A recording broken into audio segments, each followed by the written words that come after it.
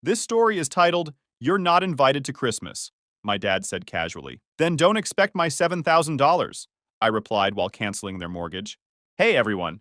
Before we jump into today's video, I need your help. We've noticed the channel is losing some traction, and subscribing is one of the best ways you can support us. It's quick, free, and it helps us keep bringing you awesome content. Your support means the world. Let's keep this channel growing together. Thanks so much. Now let's start the video. So, I, 31 male, was just sitting on my beat-up leather couch last December, scrolling through Reddit on my phone while ESPN played in the background. One of those boring Sunday afternoons where you're not really watching the game, but you need something to fill the silence of your empty apartment. Outside, it was starting to snow. One of those heavy, silent snowfalls that makes the world seem quieter somehow. The kind that piles up on window ledges and turns the streetlights into blurry halos. My apartment isn't much to look at, just a one-bedroom in the crappier part of town where the rent is cheap enough that I can save a little each month. The walls are too thin, the neighbors too loud, and the heating never quite works right, but it's mine. I pay for it with my construction job. Not glamorous work by any means, but it pays the bills. I've been with the same company for 5 years now, working my way up from basic laborer to crew supervisor. My hands are always rough, my back always sore, but there's something satisfying about building something with your own two hands that office people will never understand. At least it pays my bills. And apparently everyone else's too. When my phone lit up with Dad's name, I almost didn't answer. Last 3 times he called, it was to borrow money for some emergency with the house. First it was the water heater, then the property taxes, then some plumbing disaster. But family is family, right? That's what I kept telling myself anyway. That's what kept me sending money month after month when I should have been saving for my own future. Hey, what's up? I answered, muting the TV. Alex, my dad said, his voice casual as fuck. Like we just talked yesterday when in reality, it had been 3 weeks since I'd heard from any of them. Listen, about Christmas this year. We think it's better if you don't come. I sat up straight, nearly dropping my phone. The game on the screen continued playing, but I couldn't hear anything except the blood rushing in my ears. What? I managed to say, convinced I'd misheard him. He let out that annoyed sigh he's perfected over the years. The one that makes you feel like you're still 10 years old and asking too many questions about why the sky is blue. Megan's having a rough time lately. You know how sensitive she gets. All that tension between you two. It's just easier for everyone if you sit this one out. My sister Megan, of course. The golden child.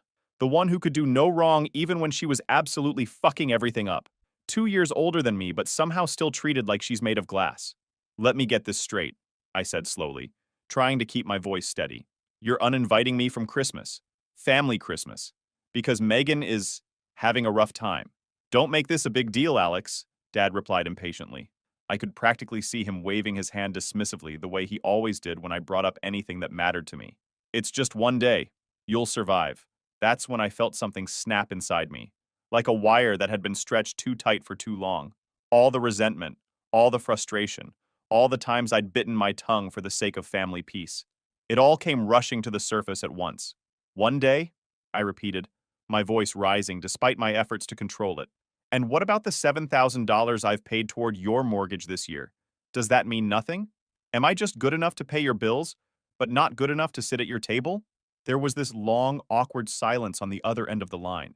I could hear him breathing, probably trying to come up with some way to manipulate me into backing down like he always did. Finally, he cleared his throat. That's different. You offered to help out. Don't throw that in our faces now. I stood up, pacing my small living room, the floor creaking under my feet. 3 steps one way, 3 steps back. The room suddenly felt too small, too confining, like the walls were closing in. I've been paying your mortgage for 2 fucking years. $7,000 just this year alone. Ever since Megan's stupid tech startup crashed and burned, and you guys bailed her out instead of making her face consequences like an actual adult. But sure, I offered to do it. We appreciate it, Alex, he said in that condescending tone that made me want to punch a wall. The same tone he used when I told him I was going to trade school instead of college. But this isn't about money. It's about family. Megan needs a stress-free environment right now. She's in a very vulnerable place. I walked to my window, watching the snow pile up on the street below. My reflection stared back at me. Tired eyes, 3-day stubble, the look of a guy who's been taken advantage of for way too long. Behind me on my coffee table sat a stack of bills I'd been putting off paying because I'd sent my parents their mortgage money first. like I always did. Family? I laughed, the sound harsh even to my own ears. Funny how I'm family when you need my paycheck, but not when it's time to sit around the Christmas tree. Funny how Megan's vulnerable place matters more than the fact that I've been breaking my back to keep a roof over all your heads. You're being dramatic, he started. But I was done. Done being interrupted, done being dismissed, done being the family ATM. No, Dad, you made your choice. Enjoy your Megan-friendly Christmas. But don't expect another dime from me. Not tomorrow, not next month, not ever again. I hung up before he could respond, tossing my phone onto the couch like it was burning my hand. My heart was pounding, hands shaking with a mix of rage and something else. Maybe relief? For once, I'd stood up for myself instead of just taking it. I grabbed my laptop from the side table and sat back down, opening up my banking app. It was time to make a decision that would change everything. Let me tell you about my perfect fucking sister Megan, 29F. I need you to understand what I've been dealing with all these years. Honor roll student, college volleyball star, homecoming queen, mom's precious angel, and dad's brilliant girl. The kind of sister who borrowed your stuff without asking and then acted like you were the asshole when you wanted it back. The kind who got a car for her 16th birthday while I got a watch for mine.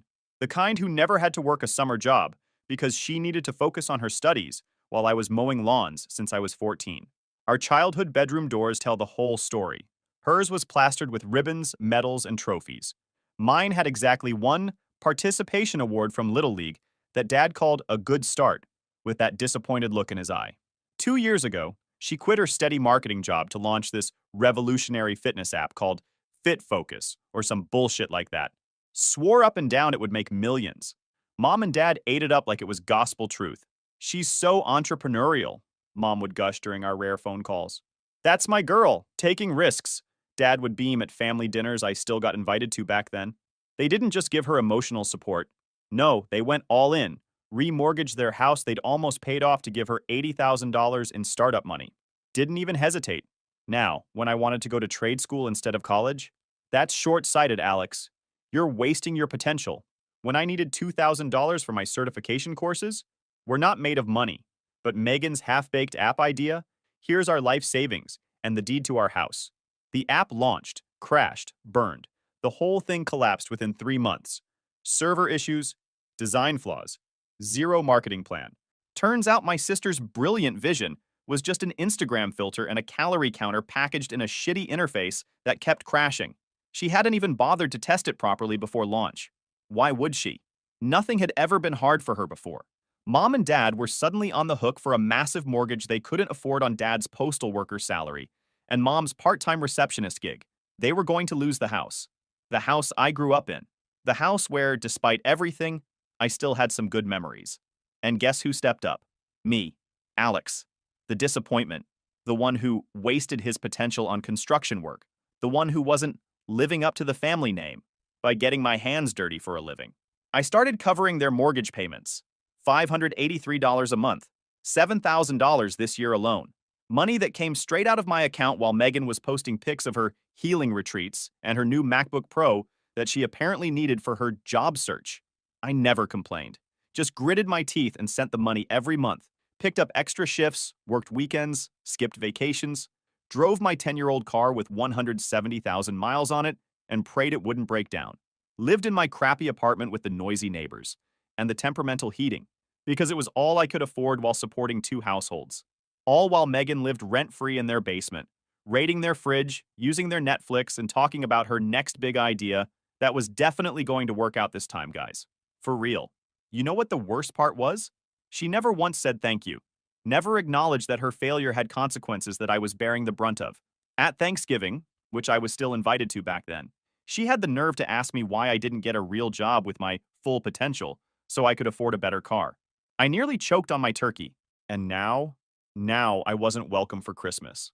The one day a year when even the most fucked up families pretend to like each other for a few hours. The day I'd been secretly looking forward to because it meant a decent meal I didn't have to cook myself and the illusion of belonging somewhere, even if just for a few hours. I grabbed my laptop and logged into the bank account I'd set up specifically for their mortgage payments. My name was on it because Dad couldn't figure out online banking, and Mom just smiled and said, "You're so good with money, Alex." There it was. $7,000 gone this year. Every dollar earned through backbreaking labor, hauling materials in freezing cold and sweltering heat. Each payment a reminder of the family that only wanted me for my wallet. I navigated to the automatic payment settings and clicked Cancel All Scheduled Payments. My finger hovered over the Confirm button for just a second before pressing it firmly. A notification appeared. All scheduled payments have been canceled. I went a step further and transferred the money I'd set aside for their January payment back into my personal account. Then I closed the laptop with a satisfied snap. For the first time in 2 years, I felt like I could breathe again. I felt like I was taking back control of my own life. Let's see how vulnerable Megan feels when the bank starts sending foreclosure notices. The next couple weeks went by like normal, except I was suddenly $583 richer every month. Amazing how much breathing room that gives a guy. I even treated myself to a new pair of work boots, the kind with extra arch support that makes a difference when you're on your feet for 10 hours a day. Small luxury, but it felt huge. Snow kept building up outside. December in Michigan doesn't fuck around. The temperatures dropped to the teens, and the wind chill made it feel like negative numbers. I kept showing up to work sites, swinging hammers, running saws, coming home with sawdust in my boots and concrete dust in my lungs. The cold made everything harder. Materials didn't want to cooperate, equipment took longer to warm up, and my fingers were constantly numb despite the heavy gloves. But you know what? I didn't mind it so much anymore, because every dollar I earned was finally staying with me. No calls from the family yet, just the steady rhythm of my own life for once. Friday night, I met up with my buddy Chris at the pizza place near his apartment. We've been friends since we were dumb kids stealing cigarettes behind the high school gym. He's a plumber now, makes decent money when people's pipes burst in the winter, which in Michigan is pretty much a guaranteed income stream from December through March. The place was packed with the Friday crowd, couples on dates, families with noisy kids, groups of friends starting their weekend, classic rock playing over the speakers, the smell of pepperoni and cheese in the air, the constant chatter of people actually enjoying themselves. Chris slid a soda across the table to me, eyeing me suspiciously. "You look different," he said. "Less, I don't know, hunched over, like you're not carrying a piano on your back anymore." I took a long sip and let it all out. Dad's call, Megan's drama, being uninvited from Christmas after covering their mortgage for 2 years straight. Chris's jaw literally dropped, a half-eaten slice of pizza frozen halfway to his mouth. "You're shitting me. They actually uninvited you? After you've been paying their fucking mortgage?" I nodded, grabbing a slice from the pie between us. "Yup, so I canceled all the payments. They don't know yet." He threw his head back and laughed so loud the table next to us looked over. "Holy shit, man. That's cold as ice. When will they find out?" "End of the month when the payment doesn't go through. Right after Christmas." I couldn't help the grin spreading across my face. First they get their perfect family Christmas without me, then they get the bank calling about their missed payment. Chris raised his glass. To not being a doormat anymore. We clinked cups. For the first time in years, I felt like I had control over my own life. "You know they're gonna freak out, right?" Chris said, wiping pizza grease from his beard. "Like nuclear meltdown level freak out." I shrugged. "Let them. I'm done caring." "Good for you, man," he nodded. "About damn time. I've been watching you kill yourself for them for 2 years while they treat you like garbage. Should have cut them off a long time ago." He was right, of course. I should have. But there's something about family. Some stupid, ingrained loyalty that makes you keep trying long after it's clear you're the only one putting in any effort. The days ticked by. I bought myself a new TV for Christmas. 55 inches, smart, the works. Why not? It was my money. I even grabbed one of those fake trees from Walmart and set it up in the corner of my living room. Put a couple of wrapped presents under it. Just stuff I'd bought for myself. But it made the place look festive. If I wasn't going to their Christmas, I'd make my own. Meanwhile, none of them had called. Not Mom to check if I was okay. Not Dad to apologize. Definitely not Megan to thank me for the 2 years I'd kept a roof over her ungrateful head. Just silence. And for once, that silence felt good. I went to the grocery store and splurged on ingredients for a decent Christmas dinner. Not the dried-out turkey and lumpy mashed potatoes Mom always made, but a nice steak, some roasted potatoes, fresh green beans. The kind of meal I never bothered to make just for myself, because it seemed like too much effort. As I was loading my cart, I ran into Mrs. Peterson, our old neighbor from when I was growing up. She looked surprised to see me. "Alex, how are you, dear? Getting ready for Christmas with your parents? I just saw your mother yesterday at the store. She was buying so much food as usual. That woman always cooks enough for an army." I forced a smile. "Actually, I'm not going this year, just having a quiet one at my place." Her face fell. Oh, I'm sorry to hear that. Is everything okay? Everything's fine, I lied. Just a change of plans this year. As I walked away, I pictured them setting up their usual Christmas decorations. Mom hanging the stockings. One for each of them, none for me this year. Dad struggling with the tree lights while Megan lounged on the couch, probably scrolling through Instagram instead of helping. I added a carton of ice cream to my cart and smiled. They had no idea what was coming. The first message came 3 days before Christmas. I was at Home Depot grabbing supplies for a side job I'd picked up to fill the dead week between Christmas and New Year's when my phone buzzed. A text from Mom. Alex, honey.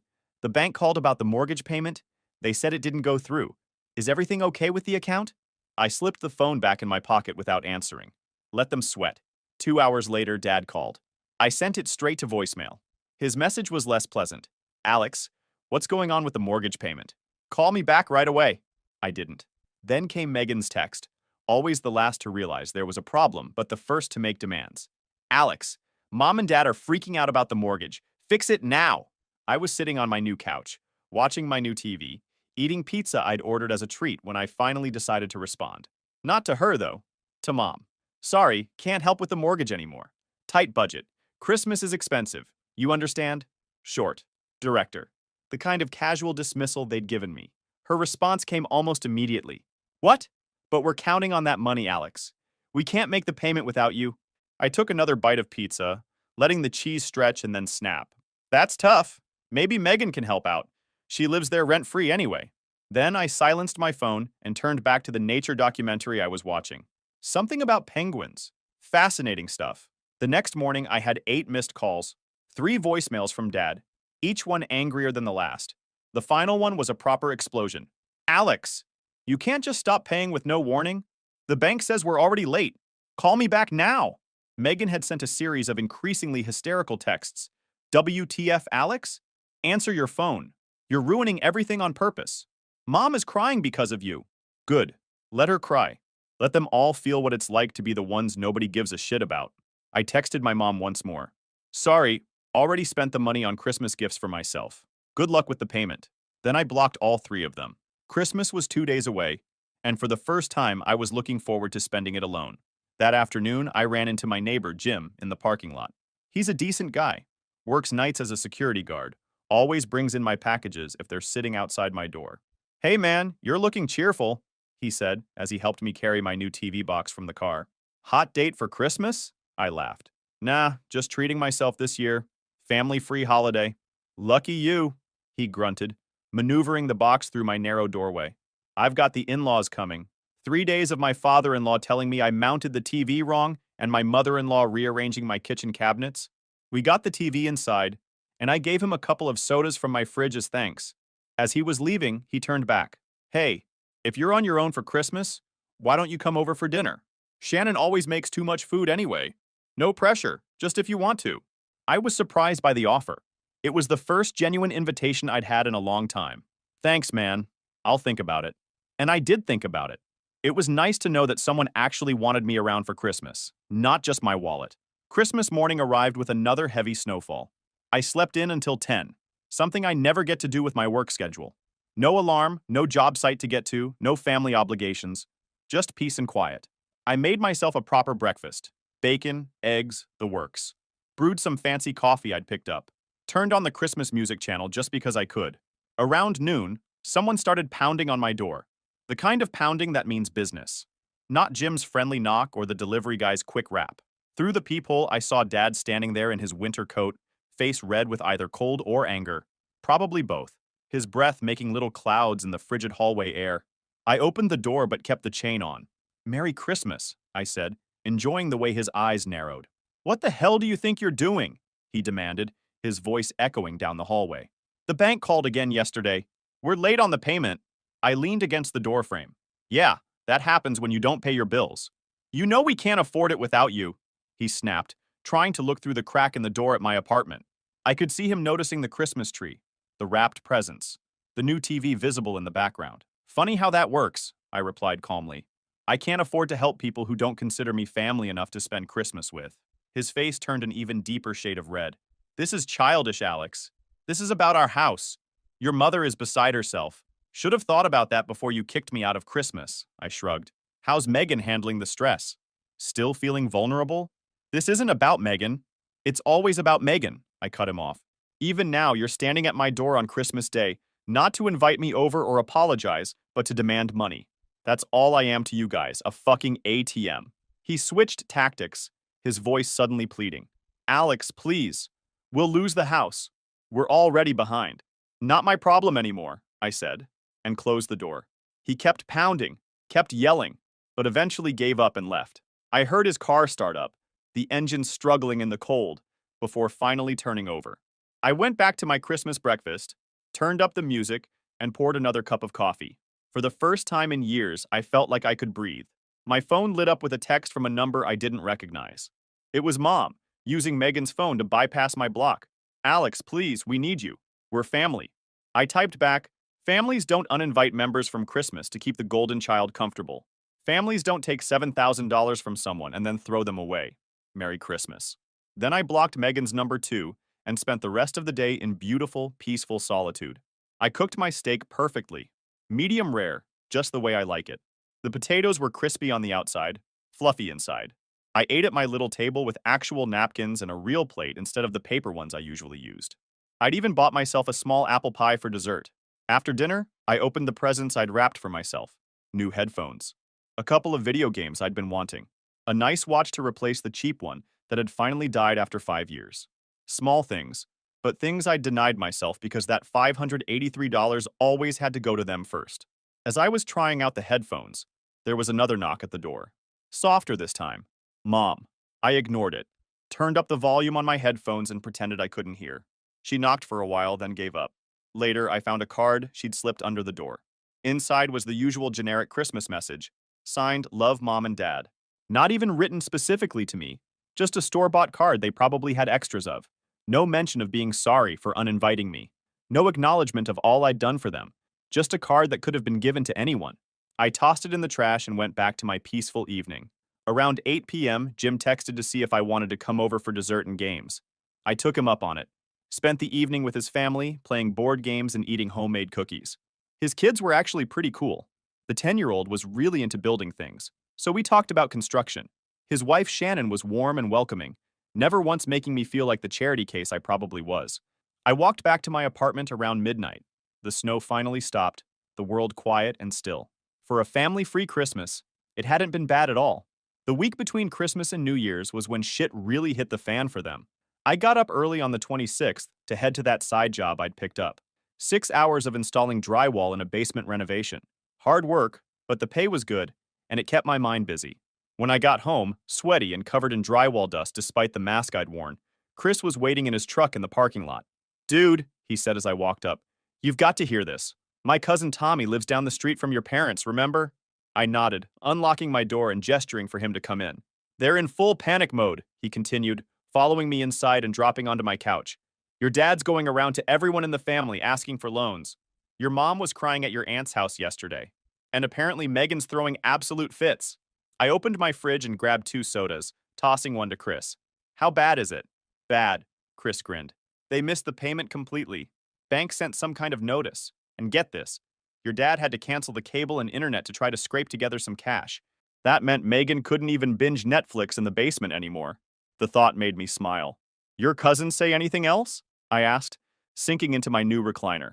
Another Christmas present to myself. Chris took a long swig of his soda. Yeah, actually. The best part. Your sister finally got a job. I nearly choked on my drink. You're shitting me. Doing what? Cashier at Kroger, he laughed. Apparently she cried the whole first day because someone yelled at her about coupons. I leaned back, a strange mix of satisfaction and something like pity washing over me. Megan had never had to deal with the real world before, had never been yelled at by a customer, or had her feet ache after an 8-hour shift, or worried about whether her paycheck would cover her bills. Welcome to the working world, sis, I muttered. It's not all Instagram filters and startup dreams out here. That night, another text came through from an unknown number. My aunt this time. Alex, honey, your parents are in real trouble. They might lose the house. Can't you help them? Whatever happened between you, they're still your family. I texted back, ask Megan to help. She's lived there rent-free for 2 years while I paid $7,000 toward their mortgage. They uninvited me from Christmas because I make Megan uncomfortable. They made their choice. I didn't hear back from her. The next day, I was at the gym when my phone rang. Unknown number again. This time I answered. Hello? I said between sets on the bench press. Alex. It was my mother, her voice small and shaking. The bank. They're threatening foreclosure if we don't catch up on payments. We don't have the money. I sat up, wiping sweat from my forehead with a towel. That sounds like a problem for you, Megan. And Dad to figure out. Please, she begged, and I could hear she was crying. We'll lose the house. We have nowhere to go. Should have thought about that before you chose Megan over me, I replied. Again. It wasn't like that. It was exactly like that, I cut her off.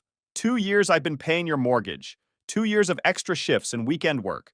And the one time I want to be included in a family holiday, I'm told I'm not welcome because precious Megan needs a stress-free environment. Well, now you can all be stressed together. There was a long silence, broken only by her muffled sobs. Alex, she finally said, we're sorry. We made a mistake. Please help us. Too late, I replied, and hung up. New Year's Eve came, and Jim invited me over again. Just a small gathering. Him and Shannon, another couple from the building, and me. We played cards, ate too many snacks, and watched the ball drop on TV. At midnight, my phone lit up with another text from my aunt. Your parents got an eviction warning. 30 days to pay or get out. Please, Alex, they have nowhere to go. I showed it to Jim, who shook his head in disbelief. Man, that's rough. Family drama at its finest, huh? Yeah, I replied, putting my phone away without responding. But not my circus. Not my monkeys anymore. Shannon, who'd obviously been filled in by Jim, gave me a sympathetic look. Family can be the worst sometimes, but also the best. It's complicated. I nodded, but didn't say anything. I wasn't ready to forgive them. Maybe I never would be. Later that night, as I walked back to my apartment, I realized I'd spent more time with Jim's family in the past week than I had with my own in months. These people who barely knew me had shown me more kindness and genuine interest than the ones who were supposed to love me unconditionally. Maybe family wasn't about blood after all. Maybe it was about who actually gave a damn about you as a person, not just what you could do for them. January crawled by, cold and merciless. I kept busy with work, saved the money that used to go to their mortgage, and even started going to a weekly poker night with some guys from the construction crew. My life was settling into a new rhythm, one that didn't revolve around my family's needs for the first time in years. I'd even met a girl, Emma, who worked at the coffee shop near my apartment. Nothing serious yet, just casual conversation whenever I stopped in, but she'd written her number on my cup last week, and I was working up the courage to use it. Then, one frigid Sunday morning, there was another knock at my door. This time, it was all three of them. Mom, Dad, and Megan, standing in the hallway looking like they hadn't slept in days. Mom's eyes were red-rimmed from crying. Dad looked 10 years older than the last time I'd seen him. And Megan, perfect, precious Megan, had dark circles under her eyes and was wearing a Kroger uniform under her coat. Can we come in? Dad asked, his voice lacking all the authority it once had. I hesitated, then stepped aside. They filed in silently, taking in my new TV, the fresh paint on the walls. Another weekend project I'd had time for now that I wasn't working extra shifts to pay their mortgage. The general sense that I was doing just fine without them. Nice place, Megan muttered, and I caught the flash of resentment in her eyes. What do you want? I asked, not offering them seats. Dad cleared his throat. The bank. They're foreclosing. We have 2 weeks to get out of the house. And? I folded my arms. And we have nowhere to go, Mom said, her voice cracking. We can't afford an apartment with the credit hit we're taking. No one will rent to us. I looked at each of them in turn. Sounds like a real problem. What does it have to do with me? Megan suddenly burst into tears. Not the pretty, delicate crying she usually did to get her way, but ugly, desperate sobs. We fucked up, okay? Is that what you want to hear? We fucked up. I fucked up. I'm sorry. Mom looked shocked at her language. Dad just stared at the floor. We were wrong, Dad said quietly. About Christmas. About everything. We took you for granted. I laughed, but there was no humor in it. Took me for granted? You used me like an ATM for 2 years, and then threw me away when I wasn't convenient anymore. That's not taking me for granted. That's exploitation. We know, Mom whispered. We were terrible to you. I turned to Megan. And you? The queen of the castle? Nothing to say? She wiped her nose on her sleeve, looking smaller than I'd ever seen her. I've been working at Kroger, she said, as if that explained everything. People are so mean. My feet hurt all the time, and I only make $400 a week. Welcome to the real world, I replied. The one I've been living in while you played entrepreneur with Mom and Dad's money. then sat on your ass while I paid the price for your failure. I know, she nodded, fresh tears streaming down her face. I was spoiled and entitled and selfish. I never thanked you. I never even thought about what you were doing for us. Dad stepped forward. We're not here to ask for money, Alex. That surprised me. Then what do you want? Forgiveness, Mom said. And a place to stay. Just until we can get back on our feet. I stared at them in disbelief. You want to live here? With me?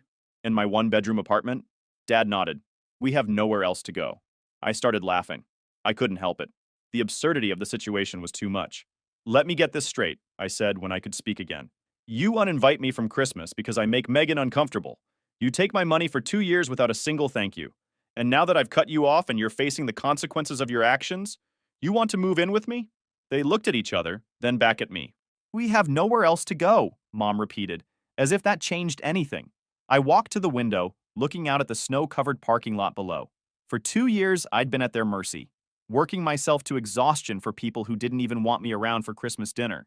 Now, they were at my mercy, desperate, homeless, finally seeing me as their only option.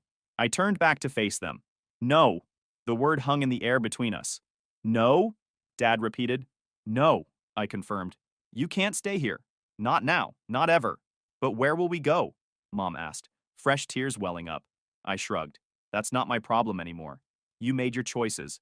Now you live with them. Please, Alex, Megan begged. I'll sleep on the floor. I'll pay rent. I'll do anything. Like you should have been doing for the past 2 years, I asked. Too late now. Dad's face hardened. So that's it? You're just going to throw your family out on the street? Family? I repeated. You stopped being my family the moment you decided I wasn't good enough to sit at your Christmas table. The only thing you wanted from me was my money. Well, the ATM is closed. I walked to the door and opened it. I think we're done here. They didn't move at first, as if they couldn't believe this was happening. Alex, Mom tried one more time. Please reconsider. We're begging you. It feels terrible, doesn't it? I said quietly. To beg someone for help and be refused. To be thrown away when you're no longer useful. Maybe now you understand how I felt. One by one, they filed out. Megan last, her Kroger name tag glinting under the hallway light. Where will you go? I asked. Not because I cared, but because I wanted to know the full extent of their desperation. Mom's coworker said we could use her garage for a few days, Dad muttered. After that? I don't know. I nodded. Good luck with that. As I closed the door, I felt a weight lift from my shoulders. For 2 years, I'd carried them, paid their bills, fixed their problems, been the responsible one while they coddled Megan and took advantage of my generosity. Now they were gone. Their problems were their own, and I was free. I picked up my phone and scrolled to the number Emma had written on my coffee cup last week. Maybe it was time to see what else life had to offer besides family drama. The next day at work, one of my crew members asked if I'd had a good weekend. I smiled and said it had been productive. I didn't mention my family's visit or their desperate situation. Those weren't my problems anymore. For the first time in years, I was living for myself. They could lose everything. I'd already found my peace.